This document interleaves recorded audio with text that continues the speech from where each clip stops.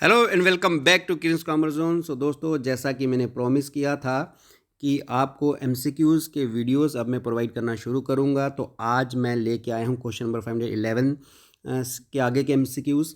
इससे पहले के एमसीक्यूज़ ऑलरेडी मैं इसी चैनल पे डिस्कस कर चुका हूं, प्लेलिस्ट बनी हुई है, आप जाके उस प्लेलिस्ट में उन वीडियोज़ को देख सकते हैं। और साथ ही साथ ये बता दूँ कि ये जो 900 एमसीक्यूज़ हम डिस्कस कर रहे हैं, इसकी जो PDF है आपको किड्स कॉमर्स जोन की ऐप पर मिलेगी। और उसी ऐप के अंदर आपको 10 मॉक टेस्ट मिलेंगे अकाउंटेंसी के। हर टेस्ट में 50 क्वेश्चंस हैं, कुल मिला के 500 practice question with analysis videos उसी ऐप के अंदर अवेलेबल हैं। तो प्ले स्टोर से ऐप डाउनलोड कर लें या उसका लिंक मैं डिस्क्रिप्शन बॉक्स में दे दूंगा। तो दोस्तों, शुरू करते हैं क्वेश्चन नंबर 511 से। और क्वेश्चन है, reorder level is calculated as. Reorder level को कैसे कैलकुलेट करते हैं दोस्तों? रीऑर्डर लेवल कैलकुलेट करने के लिए सबसे पहले मैं इसको थोड़ा सा आपको डेप्थ में बता दूं, क्योंकि ये कॉस्ट अकाउंटिंग का क्वेश्चन है, कई लोगों ने नहीं पढ़ा होगा। देखिए दोस्तों, किसी भी मैन्युफैक्चरिंग जो इंडस्ट्री होती है, आप सबको पता है कि मैन्युफैक्चरिंग इंडस्ट्री जो है प्रोडक्ट बनाती है। तो जब मैन्युफैक्चरिंग इंडस्ट्री प्रोडक्ट बनाती है तो उसके लेवल होते हैं, ठीक है। वो लेवल कौन से होते हैं? एक मिनिमम, राइट, एक आपका होता है नॉर्मल या उसको एवरेज बोल सकते हो आप, और एक होता है मैक्सिमम। मिनिमम का मतलब हो गया कि आप जब मतलब मान लो जैसे डिमांड नहीं है तो आप मिनिमम कितनी क्वांटिटी हर रोज़ बनाते हो। मान लो मैं कहता हूँ कि 10 यूनिट हम रोज़ बनाते हैं। जब थोड़ी बहुत डिमांड हो तो नॉर्मल कितने बनाते हो? सपोज करो कि 20 यूनिट बनाते हैं। और जब मैक्सिमम डिमांड हो, यानी फेस्टिव सीजन है, तो उस वक्त कितने यूनिट्स बनाते हैं? 30। तो ये हमारी कंटिन्यू प्रोडक्शन चलती रहती है। तो आप सबको पता है कि अगर मैन्युफैक्चरिंग इंडस्ट्री है तो वो हर डेली बेस पे कुछ ना कुछ यूनिट्स प्रोडक्शन करती रहती है।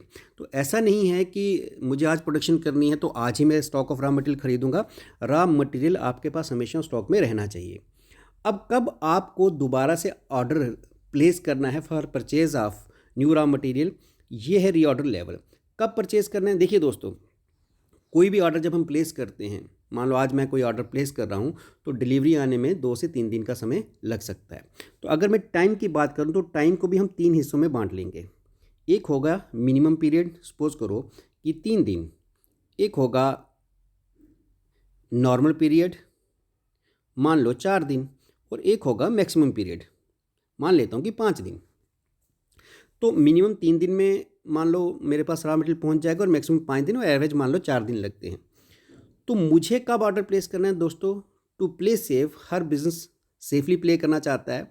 वो ये मतलब चाहता है कि मान लो कि उसकी डिमांड मैक्सिमम रहेगी कि 30 यूनिट्स हर रोज़ उसके कंज्यूम होंगे। अगर 30 यूनिट्स रोज़ कंज्यूम होंगे और मैक्सिमम जो है टाइम 5 दिन लगने वाला है, इसका मतलब 30 यूनिट्स रोज़ और 5 दिन लगेंगे। मेरे पास कितने यूनिट्स होने चाहिए? 150 यूनिट जो हैं मेरे पास जब बचे होंगे तो मैं नया ऑर्डर प्लेस कर दूंगा। तो इस ऑर्डर को कहते हैं रीऑर्डर लेवल। तो टू प्ले सेफ हम देखते हैं कि मैक्सिमम कंजप्शन हम कितनी कर सकते हैं एक दिन के अंदर, दैट इज 30 यूनिट्स। और मैक्सिमम कितना टाइम लग सकता है मटेरियल पहुंचने में? 5 दिन। तो इसका मतलब 150 यूनिट्स जो मटेरियल है हमारे पास स्टॉक में होना चाहिए जब हम ऑर्डर प्लेस करें और हमारी डिलीवरी हम तक पहुंचे। तो हमारा जो फॉर्मूला हो गया, that is maximum quantity, maximum consumption into maximum reorder period, जो कि आपका पहला पार्ट है। तो चलिए दोस्तों, आंसर पे टिक कर लेते हैं। तो क्या आंसर रहेगा? That is a, maximum consumption कितनी कर रहे हो डेली, और मैक्सिमम रीऑर्डर पीरियड यानी आने में, नया स्टॉक आने में कितना टाइम आपको लगेगा। तो ये इसका आंसर रहेगा। आई होप आपको समझ आ गया। चलिए दोस्तों, नेक्स्ट पे मूव करते हैं। The amount of credit cells can be computed from. हम क्रेडिट सेल किस तरह से कंप्यूट करेंगे, किस तरह से कैलकुलेट करेंगे? ए, टोटल डेटर अकाउंट बनाकर। B, total creditor account, bill receivable account, bill payable account. दोस्तों, जो क्रेडिट सेल है, आपको पता है जिसको हम उधार में कोई चीज़ बेचते हैं तो उसको हम डेटर कहते हैं। तो टोटल हमने कितनी उधार में सेल की है तो हम वो फाइंड आउट कर सकते हैं टोटल डेटर अकाउंट बना के। अगर हमें क्रेडिट परचेज मान लो कि कैलकुलेट करनी है, देन इन केस हम टोटल क्रेडिटर अकाउंट बनाएंगे। बट फिलहाल क्योंकि क्रेडिट सेल की बात हो रही है तो डेटर अकाउंट से हम वो कैलकुलेट कर सकते हैं। चलिए दोस्तों, नेक्स्ट क्वेश्चन पे मूव करते हैं। नेक्स्ट क्वेश्चन हमारा है, when closing capital is less than, when closing capital, just a second, हाँ, when closing capital is less than the opening capital it denotes. अगर क्लोजिंग कैपिटल ओपनिंग कैपिटल से कम है तो इसको हम क्या कहेंगे? दोस्तों, सपोज करो कि मैंने जो हमारी ओपनिंग कैपिटल यानी जब मैंने पैसा लगाया ओपनिंग कैपिटल, सपोज करो कि मैंने 10,000 रुपया किसी बिज़नेस के लिए लगाया। जस्ट ए सेकंड, मैं इसको फिर से लिख देता हूँ कि ओपनिंग कैपिटल, मैंने बिज़नेस शुरू किया, सपोज करो छोटा अमाउंट ले लेता हूँ 10,000 से, ठीक है। और साल के एंड में जब मेरा साल ख़त्म हुआ तो मेरी कैपिटल रह गई 8,000। तो अगर आपने 10,000 लगाया था और आपका 8,000 रह गया, इसका मतलब आपको 2,000 का क्या हो गया, लॉस हो गया। तो अगर आपकी क्लोजिंग कैपिटल ओपनिंग कैपिटल से कम है, यानी जितना पैसा आपने लगाया था साल के एंड में उससे कम पैसा बचता है, इसका मतलब आपको क्या हुआ है, लॉस हुआ है। तो आंसर हमारा क्या रहेगा, loss if there is no drawings. हाँ, ये चीज़ आप याद रखो कि ड्राइंग करने से भी, ड्राइंग्स मतलब कैपिटल में से पर्सनल यूज़ के लिए पैसा निकालने से भी हमारी कैपिटल कम हो जाती है। इसलिए यहाँ पे कंडीशन लिख दी if there is no drawings. अगर ड्राइंग्स नहीं है तो इट मीन्स कि वो हमारा लॉस है। हाँ, कैपिटल बढ़ जाती है क्लोजिंग कैपिटल तो हमारा क्या होगा, प्रॉफिट होगा। ठीक है, तो आंसर देखो इसमें दो आंसर हैं, दोनों सही हैं, ए और सी, बट मोस्ट अप्रोप्रिएट हमारा कौन सा रहेगा, loss if there is no drawing, क्योंकि कंडीशन में बता दें कि अगर ड्राइंग्स नहीं है। चलिए दोस्तों नेक्स्ट पे मूव करते हैं। Outsiders claims against the assets of the firm होगा, of the business is called outsiders claims. दोस्तों आपने एक टॉपिक पढ़ा था अकाउंटिंग इक्वेशन, अगर आपको याद दिलाऊं तो उसके अंदर assets is equal to capital plus liabilities. Capital जो होती है वो इंटरनल लाइबिलिटी होती है। इंटरनल लाइबिलिटी मतलब लाइबिलिटी टूवर्ड्स ओनर, यानी ओनर ने जो पैसा लगा रखा है उसको, ओनर का जो पैसा है जो कि बिजनेस को ओनर को वापस करना है, वो इंटरनल लाइबिलिटी है। आउटसाइडर्स जो क्लेम होते हैं या लाइबिलिटी होती है वो इसके अंदर आती है, जैसे बैंक से कोई पैसा ले लिया या उधार में कोई चीज़ खरीद ली, तो इस तरह का जो है वो आउटसाइडर्स क्लेम्स होता है। तो उसको हम क्या बोलेंगे, आंसर आपके सामने है ए, उसको हम बोलेंगे ओनर, सॉरी उसको हम बोलेंगे लाइबिलिटी। ठीक है, तो assets is equal to capital plus liabilities. Capital मैंने आपको बता दिया कि वो ओनर का क्लेम होता है, लेकिन यहाँ पे बात हो रही है आउटसाइडर्स क्लेम्स की। आउटसाइडर क्लेम मतलब लाइबिलिटी की बात हो रही है, वो पैसा जो बिजनेस ने ओनर का नहीं बल्कि बाहर जैसे बैंक से लिया हुआ या कोई उधार में चीज़ खरीदी, क्रेडिटर्स का जो पैसा है वो देना है, तो उसको हम कहेंगे लाइबिलिटी। तो आंसर इज ए। चलिए दोस्तों नेक्स्ट पे, on 1 Jan 2019 A partner advance A loan to the firm, a loan of rupees 1 lakh to the firm. In the absence of agreement, interest on loan on 31st March 2019 will be। देखिए अगर partner ने कोई loan दिया है तो आप सबको पता है अकॉर्डिंग टू पार्टनरशिप एक्ट जो पार्टनर लोन देता है उसको 6% इंटरेस्ट हमें देना है। अगर पार्टनरशिप डीड बनी है तो जितना इंटरेस्ट उसके अंदर लिखा गया वो देना है, और नहीं बनी तो भी हमें 6% इंटरेस्ट देना है। अब यहाँ पर डेट, जब भी कभी आपको इंटरेस्ट कैलकुलेट करना, डेट बड़ी इंपॉर्टेंट होती है। यहाँ पे देखो लोन कब दिया गया, 1 जनवरी 2019, और साल कब खत्म हो रहा है, 31 मार्च। तो 1 जनवरी से 31 मार्च के बीच कितने महीने बनते हैं, 3 महीने। तो हम ये मान के चलेंगे कि उस साल का जो पीरियड है उसमें 3 ही महीने बचे हैं साल खत्म होने में, तो 3 महीने का हम इंटरेस्ट कैलकुलेट करेंगे 6% के हिसाब से। तो कैसे कैलकुलेट करेंगे, 1 लाख का लोन है, पार्टनरशिप एक्ट के अकॉर्डिंग 6%, तो हमें साल का इंटरेस्ट देना है, लेकिन यहाँ साल नहीं बन रहा, साल खत्म होने में सिर्फ 3 महीने बचे हैं, तो हम 3 महीने का इंटरेस्ट ही कैलकुलेट कर लेंगे 3/12। तो ये इंटरेस्ट कैलकुलेट आप करोगे तो ये 6,000 आ गया, 6,000 6% हो गया 6,000 इंटू 3/12 कर लो, ये आपका बनता है 1,500। तो आप अपने कैलकुलेटर में इसको कैलकुलेट कर लेना, तो 1,500 इंटरेस्ट बनता है। तो जब भी आपको इंटरेस्ट निकालना है आपको एक चीज़ याद रखनी है कि वो आपको डेट याद रखनी है जिस डेट से आपको वो कैलकुलेशन करनी है। चलिए दोस्तों, आई होप ये आपको क्लियर हो गया। तो नेक्स्ट क्वेश्चन पे मूव करते हैं। A cheque that bears a date later than date of issue is called. वो चेक जिसमें जो डेट है इशू डेट के बाद की है उसको हम क्या बोलेंगे दोस्तों, वो चेक, जैसे मैं आज कोई चेक इशू करता हूँ, आज 15 तारीख है और मैंने मान लो 16-17 तारीख का चेक इशू किया, तो उस डेट को हम कहते हैं post dated cheque. B is the right answer. चलिए जी नेक्स्ट पे मूव करते हैं। Next is the mathematical expression defining the comparative relationship between assets and liabilities of any person, institution or business concern is called। Mathematical expression जिसमें हम कहते हैं कि एसेट्स इज इक्वल टू, जिसमें क्या कहते हैं, assets is equal to capital plus liabilities, उसको हम क्या कहते हैं, आप सबको पता होगा, आंसर बी यानी अकाउंटिंग इक्वेशन। चलिए जी नेक्स्ट पे मूव करते हैं। According to the money measurement concept the following would be recorded in the books of account of the business. जो मनी मेजरमेंट कंसेप्ट है उसके अकॉर्डिंग किसको हम अपनी बुक्स ऑफ अकाउंट्स में हम रिकॉर्ड करेंगे? A, health of director of company. देखिए दोस्तों, मनी मेजरमेंट कंसेप्ट ये कहता है कि जिस चीज़ की, जिस ट्रांजैक्शन की कोई मनी वैल्यू होगी हम उसको रिकॉर्ड करेंगे। हेल्थ की कोई मनी वैल्यू नहीं है, हाँ कि है, हालांकि हेल्थ बहुत ज़्यादा इंपॉर्टेंट है किसी के लिए भी, बट उसकी कोई मनी वैल्यू नहीं है, इसको हम रिकॉर्ड नहीं करेंगे। Quality of companies goods, company की जो गुड्स हैं उसकी जो क्वालिटी है, क्वालिटी भी कहीं रिकॉर्ड नहीं होती। Value of plant and machinery, yes, value of जो प्लांट एंड मशीनरी है इसकी मनी वैल्यू होती है, तो हम इसको ज़रूर रिकॉर्ड करेंगे। तो हमारा फिलहाल के लिए जो आंसर रहेगा दैट विल बी सी। वैसे इसका डी पार्ट भी पढ़ लेते हैं। इसका डी पार्ट था ऑल ऑफ अबव, बिल्कुल नहीं जी, इसका आंसर रहेगा सी। चलिए दोस्तों next, A purchased a computer having MRP of 60,000। ए ने एक कंप्यूटर खरीदा जिसकी MRP जो है वो 60,000 है, लेकिन ख़रीदा उसने 45,000 में, 45,000 में, and was offered A cash discount of 9,000, और उसके बाद एक कैश डिस्काउंट भी उसको मिला 9,000 का। At what percentage he got trade discount on MRP before getting cash discount. तो बताओ, हमें बताना ये है कि उसको किस परसेंटेज पे ट्रेड डिस्काउंट मिला है कैश डिस्काउंट से पहले। दोस्तों दो तरह का डिस्काउंट होता है, एक होता है ट्रेड डिस्काउंट, एक होता है कैश डिस्काउंट। जब हम कोई चीज़, जैसे आप कोई सेल पे चीज़ खरीदने जाते हो तो आपको दुकानदार बोल देता है कि ये 100 रुपये की चीज़ है लेकिन अभी सेल लगी है तो 70 रुपये में मिल जाएगी, वो आपका ट्रेड डिस्काउंट होता है।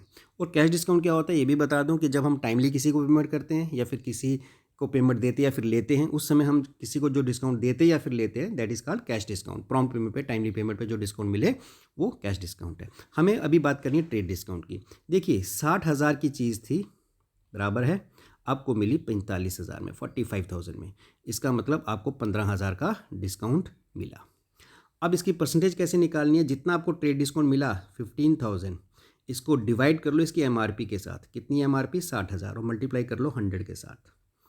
तो ये दोनों आपस में कट गए, ये दोनों कट गए, तो 1/4 बनता है इसका। 1/4 अगर मैं बात करूँ तो वो बनता है 25%। कैलकुलेट कर लो, आपके सबके सामने कैलकुलेटर होगा, तो इसका आंसर रहेगा डी, यानी 25%। क्योंकि हमें कैश डिस्काउंट से पहले इसको कैलकुलेट करना है तो मैंने आपको करके दिखा दिया, तो आंसर रहेगा डी, 25%। चलिए जी नेक्स्ट पे, विच of the following is a nominal account. इसमें से कौन सा है जो नॉमिनल अकाउंट है? दोस्तों नॉमिनल अकाउंट वो होता है जो एसेट्स और एक्सपेंस को रिकॉर्ड करता है, जो एसेट्स एक्सपेंस और इनकम्स को रिकॉर्ड करता है।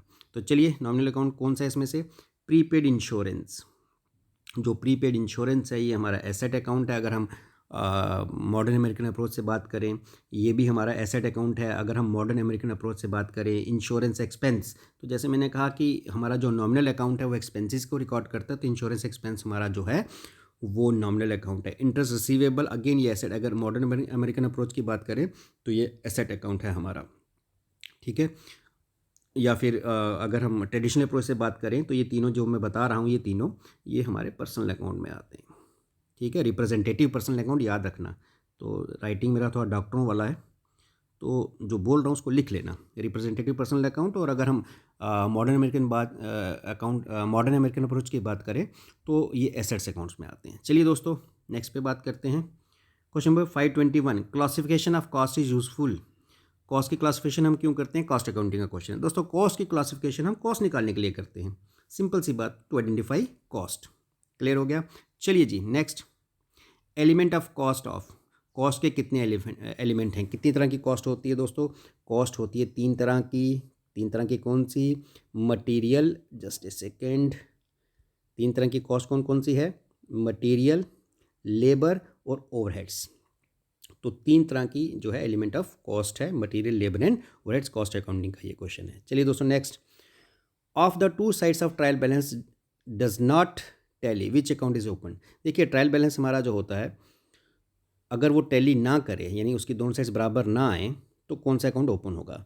ऑब्वियसली तब हम सस्पेंस अकाउंट को ओपन करते हैं। यानी अगर ट्रायल बैलेंस है, उसकी दो साइड हैं, दोनों साइड्स में कुछ डिफरेंस आ रहा है, तो पहले हम तो डिफरेंस ढूंढने की कोशिश करेंगे, लेकिन इस तमाम कोशिश के बावजूद अगर वो हमें पता नहीं चलता कि एक साइड क्यों बड़ी, एक साइड क्यों छोटी है, तो जहाँ पर भी जो डिफरेंस है, वो डिफरेंस का अमाउंट हम सस्पेंस अकाउंट में ट्रांसफ़र कर देते हैं, तो सस्पेंस अकाउंट खोलते हैं। चलिए दोस्तों नेक्स्ट पे मूव करते हैं। नेक्स्ट इज, कहाँ गया नेक्स्ट, ये रहा, एक्सपेंसेस अगेंस्ट विच गुड्स और services have been received but payment has not been made are called. भाई वो खर्चे जो हम कोई गुड्स या सर्विसेज ले चुके हैं लेकिन अभी तक पेमेंट नहीं की, यानी सर्विस ले चुके हैं, गुड्स ले चुके हैं लेकिन अभी तक पेमेंट नहीं की, उनको क्या बोलेंगे? Prepaid expense. नहीं, प्रीपेड एक्सपेंस तो वो होते हैं जो हमने एडवांस पेमेंट कर दिया, अगले साल का खर्चा इसी साल पे कर दिया। Deferred expense. डेफर्ड एक्सपेंस वो होते हैं जो बहुत बड़े एक्सपेंडिचर जो होते हैं, जिनको धीरे धीरे हम अपनी प्रॉफिट एंड लॉस अकाउंट से राइट ऑफ करते हैं, उनको डेफर्ड एक्सपेंस कहते हैं। Outstanding expense is the right answer. वो खर्चा जिसकी सर्विस या हम गुड्स ले चुके हैं लेकिन पेमेंट नहीं की, ऐसे खर्चों को हम बोलते हैं outstanding expense. Advance expense again वही प्रीपेड एडवांस कि जो पहले से कर दिया वो एडवांस है। तो वो खर्चा या वो सर्विसेज जो हमने ले ली लेकिन अभी तक पेमेंट नहीं की, ऐसे एक्सपेंस को हम बोलेंगे आउटस्टैंडिंग एक्सपेंस। ये लाइबिलिटी होती हैं और अंडर करंट लाइबिलिटी आती हैं, ये भी याद रख लो। चलिए जी, next is who is the regulator of insurance sector of India. सबसे पहले तो ये अकाउंटेंसी का क्वेश्चन ही नहीं है, तो जो रेगुलेटर इंश्योरेंस सेक्टर का वो कौन है, वो आप याद रख लो, बी इरिडा। ठीक है, चलिए जी। Which account will be debited in case life insurance premium is paid by proprietor for business cash. अगर प्रोपराइटर अपने बिजनेस की कैश से इंश्योरेंस प्रीमियम, कौन सा इंश्योरेंस? Life insurance. एक होती है स्टॉक की इंश्योरेंस, वो जो स्टॉक की इंश्योरेंस है वो तो बिजनेस एक्सपेंस है, लेकिन अगर पर्सनल एक्सपेंस कोई, पर्सनल इंश्योरेंस कोई पे कर रहा है बिजनेस के अकाउंट से, तो उसको हम क्या बोल देंगे? उसको ड्राइंग्स। बिजनेस के अकाउंट से अगर आप पर्सनल कोई भी खर्चा करोगे, चाहे वो इंश्योरेंस दे रहे हो या अपने घर का रेंट दे रहे हो, तो वो हमारे लिए ड्राइंग्स होती हैं। So A is the right answer. Next, which of the following account will be credited if business bought goods on credit from mister Z. कौन सा अकाउंट क्रेडिट करेंगे अगर मिस्टर जेड से हमने गुड्स खरीदी उधार में? तो अगर हम उधार में गुड्स खरीदेंगे तो आपको पता होगा जनरली हम क्या बनाते हैं? Purchase account debit. कैश में खरीदी तो कैश लिखते हैं, चेक से खरीदी तो बैंक लिखते हैं, और उधार में खरीदी तो उसका नाम लिखेंगे। क्या नाम है उसका? Mister Z. तो किस अकाउंट को हमने क्रेडिट किया? मिस्टर जेड अकाउंट को। सो आंसर भी हमारा मिस्टर जेड अकाउंट रहेगा, दैट इज बी। चलिए, in trading account closing stock is shown at cost price और net realisable value, net realisable price whichever is lower. यानी जो हमारा ट्रेडिंग अकाउंट होता है उसमें क्लोजिंग स्टॉक को कॉस्ट प्राइस और नेट रियलाइजेबल वैल्यू, उनमें से दोनों में से जो कम है उस पर दिखाते हैं। This is the due application of, ये किस प्रिंसिपल के अकॉर्डिंग दिखाते हैं? पहला, कन्वेंशन ऑफ डिस्क्लोजर। बिल्कुल नहीं, कन्वेंशन ऑफ डिस्क्लोजर तो ये कहता है कि जो भी इंपॉर्टेंट इन्फॉर्मेशन है वो आपको डिस्क्लोज करनी है, कुछ भी छुपाना नहीं है। Convention of materiality, convention of consistency, convention of conservatism. तो कन्वेंशन ऑफ मटेरियलिटी कहता है कि छोटी मोटी जो इन्फॉर्मेशन है जिसको छुपाने से किसी को कोई फ़र्क नहीं पड़ने वाला, वो आप छुपा सकते हो। कन्वेंशन ऑफ कंसिस्टेंसी कहता है कि जो आपने अकाउंटिंग मेथड एक बार फॉलो कर लिया साल दर साल, उसी को फॉलो करना है। कन्वेंशन ऑफ कंजर्वेटिज्म कहता है कि एक्सपेक्टेड गेंस को आपने कंसिडर नहीं करना। अगर आपके पास स्टॉक है, उसकी कॉस्ट मान लो 5,000 है, लेकिन उसकी मार्केट वैल्यू अब 4,000 रह गई है, तो आपने 4,000 पर ही उसको रिकॉर्ड करना है। सिंपली ये कि कॉस्ट और market price whichever is less according to convention of conservatism. तो चलिए दोस्तों, इसका आंसर रहेगा D. Next question is, in single entry two fold aspect of transaction are not recorded, so it is. Single entry में हम to fold aspect record नहीं करते। जैसे टू फोल्ड एस्पेक्ट मतलब एक अकाउंट डेबिट करते, एक क्रेडिट करते, लेकिन सिंगल एंट्री में ऐसा नहीं करते। सो it is complete and scientific. दोस्तों कंप्लीट तो है ही नहीं, क्योंकि एक रिकॉर्ड करते हैं, एक नहीं करते। Incomplete and unscientific is the right answer. वो इनकम्प्लीट भी है, अनसाइंटिफिक भी है। इनकम्प्लीट क्योंकि एक एस्पेक्ट रिकॉर्ड करते हैं, अनसाइंटिफिक क्योंकि ये हमारे जो प्रिंसिपल्स हैं उनको फॉलो नहीं करता, इसलिए अनसाइंटिफिक भी है। चलिए जी, आज का last question, which of the following is not incorporated in the partnership act. इसमें से कौन सा है जो पार्टनरशिप एक्ट में इनकॉर्पोरेट नहीं होता? Profit and loss are to be shared equally. बिल्कुल, ये पार्टनरशिप एक्ट में इनकॉर्पोरेट होता है कि अगर पार्टनरशिप एक्ट नहीं बना तो प्रॉफिट और लॉस को हम बराबर बांटेंगे, ये तो होता है। No interest to be charge on capital, बिल्कुल सही। अगर हम पार्टनरशिप एक्ट नहीं बना, यानी पार्टनरशिप डीड साइलेंट है, तो पार्टनर्स को कैपिटल पे इंटरेस्ट नहीं दिया जाता। All loans are to be charge at the interest 6% per annum, बिल्कुल सही। कि लोन्स जितने भी होंगे जो पार्टनर्स ने लोन दिया, उस पर 6% इंटरेस्ट हमें देना होता है, ये सही है। All drawings are to be charge interest, बिल्कुल गलत। सब ड्राइंग्स पे इंटरेस्ट नहीं लगता। पार्टनरशिप डीड में लिखा गया तो लगता है, नहीं लिखा गया तो ड्राइंग्स पे इंटरेस्ट नहीं होता। तो सी इज़ द राइट आंसर। तो चलिए दोस्तों, ये थे आज के 20 MCQs। Next 20 MCQs next video में मिलते हैं कल एक नए वीडियो के साथ, नए 20 MCQs के साथ। आज के लिए इतने दोस्तों, थैंक यू वेरी मच।